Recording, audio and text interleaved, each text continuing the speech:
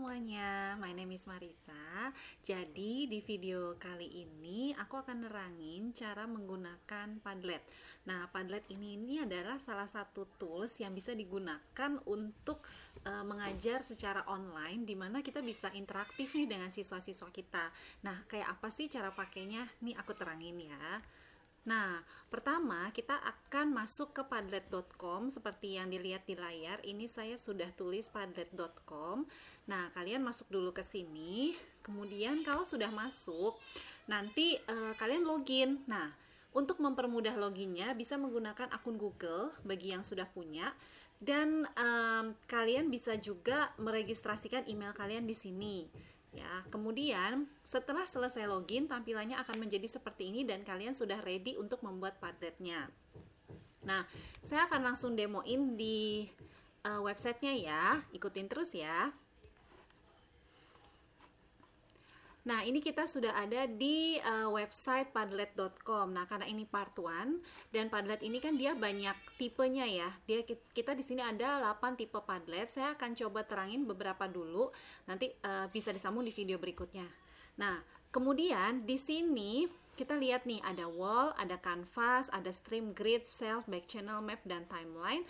Nah, kita akan mulai dari yang paling simple dulu. Di sini kita klik wall.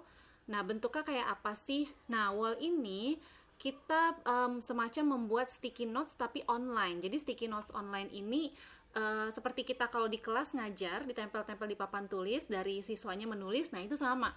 Nah, ini bisa dipakai di pembelajaran online, apalagi di era pandemik ini kan kita semua pembelajaran online dengan menggunakan Zoom, jadi bisa pakai ini. Kemudian kita kasih judul, misalnya kita mau perkenalan gitu ya, karena pertemuan pertama kita mau perkenalan dengan siswa kita.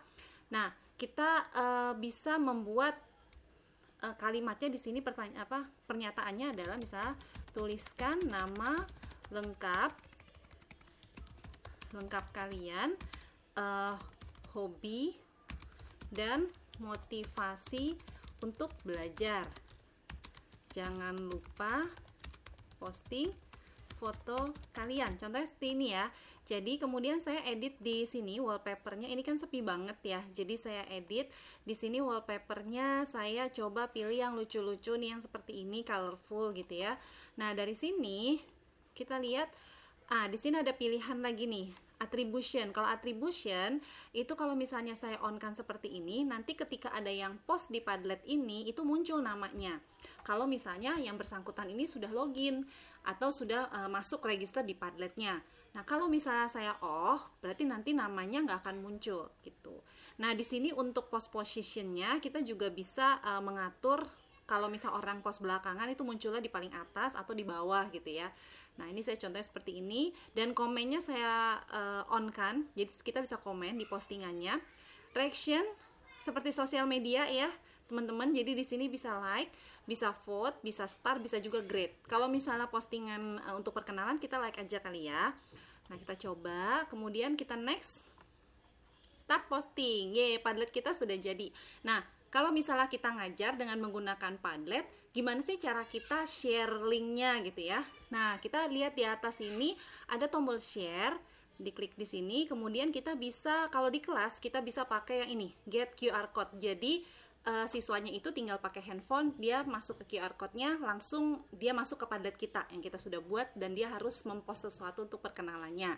Tapi kalau misalnya kita ngajarnya pakai Zoom atau Google Meet misalnya ya, pokoknya tools online, video conference, kita menggunakan copy link to keyboard. Jadi kalau copy link to keyboard ini, misalnya saya post di sini gitu ya, langsung begitu saya post langsung muncul linknya seperti ini teman-teman. Jadi ini tinggal di copy di chatroomnya Zoom gitu, atau platform lain yang misalnya dipakai untuk video conference. Nah, kemudian kalau misalnya sudah, sekarang kita coba postingnya ya. Nah, ini ada tanda plus di bawah, kita klik aja. Nah, misalnya saya mau perkenalan, nama saya Marisa, kemudian saya hobinya apa? Hobinya nonton, Marisa Carson ya, hobi nonton film ya. Terus kemudian motivasi ingin menambah pengetahuan. Nah, misal seperti itu. Jadi postingannya bisa banyak nih. Nah, karena saya nonaktifkan attributionnya, jadi nggak kelihatan nih siapa yang post. Kalau saya nggak tulis nama saya kan nggak ketahuan siapa yang post ya. Nah tapi kalau saya tulis seperti ini kan ketahuan. Nah ini kita lihat di sini, kalau kita di setting ini kita mau on kan attributionnya, nah dia akan menjadi seperti ini. Karena default saya loginnya pakai yang email dari universitas, jadi muncul nih Eskom MM-nya gitu. Terus kemudian yang masuk ke Padlet ini mereka bisa memberikan like di sini gitu. Jadi kalau saya postingan berikutnya, misalnya di sini namanya Ani gitu ya. Ani hobinya makan, motivasinya ingin pintar misalnya. Nah itu postingannya seperti ini, jadi nggak rata nih, bisa dilihat bawahnya nggak rata. So saya posting lagi misalnya Budi hobi main game, motivasi pingin cari pasangan, misalnya dia hobi apa, dia motivasi belajar tuh mau cari pasangan supaya dapet yang pinter gitu ya. Nah ini kita lihat di sini ada 3, kita post lagi coba biar banyak. Andi misalnya hobinya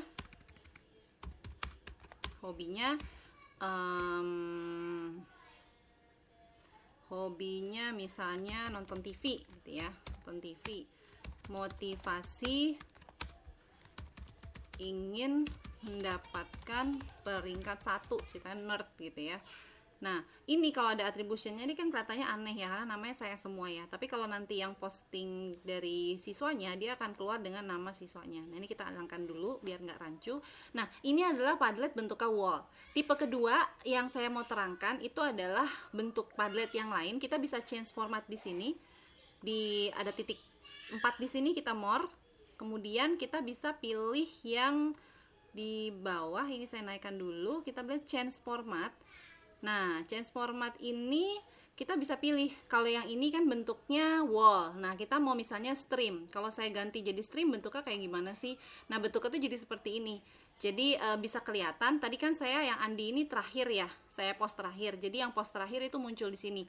Jadi kalau di kelas kita mau lihat, oh siapa sih yang posting duluan, lihat yang paling bawah. Tergantung pengaturan ini nih, pengaturan di sini.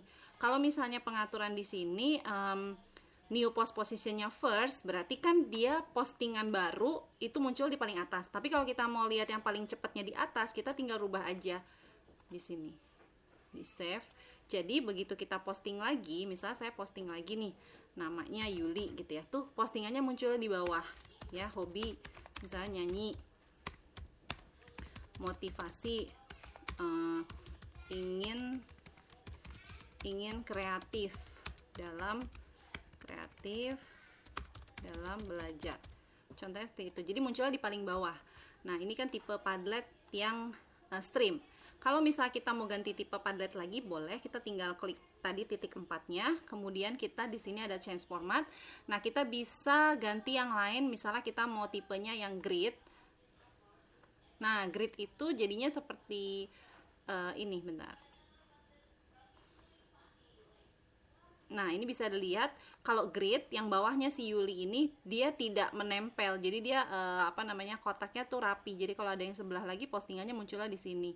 Tapi pada dasarnya sama sih gitu, cuman beda kerapiannya aja. Nah ini juga bisa diganti, misalnya kita mau ganti yang tipe yang lain gitu ya, kita tipe yang lain, terus kita ganti yang misalnya back channel. Nah back channel itu bentuknya seperti ini, jadi postingannya aja bentuknya berbeda. Nah tipe Padlet yang lain itu ada juga yang berbeda ya. Jadi kita bisa berkolaborasi secara kelompok. Misalnya kita mau pisahin per kolomnya nih, per kolom kelompoknya. Nah kita bisa pakai yang namanya bentuknya ini, shelf ya, di sini. Nah ini dia langsung, jadi kalau misalnya kita mau tuliskan di sini rename, misalnya di sini kelompok 1 ya, kelompok 1. Terus kelompok 1 tuh siapa aja, terus kelompok 2. Nanti posting di bawah sini. Jadi ini bisa dipakai untuk pengumpulan tugas juga. Nah, di Padlet ini kalau saya mau posting foto ini bisa ya. Jadi saya di sini saya edit, saya bisa upload foto saya misalnya ya. Misalnya saya upload foto saya gitu. Nah, ini langsung di-upload, dia langsung muncul di Padletnya. Tuh, jadi cantik kan? Nah, jadi bisa muncul di sini. Nah, itu adalah tipe Padlet yang tadi saya sudah ajarkan, yaitu pertama itu wall, kemudian kita tadi coba yang stream, kita coba yang apa namanya? Bentuknya shelf yang seperti ini, kolom-kolom. Kemudian kita juga ada namanya grid ya. Jadi untuk tipe Padlet yang kanvas, tadi back channel juga saya ada coba kanvas, map dan timeline. Nanti saya akan terangkan di part 2-nya. Jadi ikutin terus video dari saya. Jangan lupa di like dan di subscribe. Thank you semuanya. Sampai jumpa.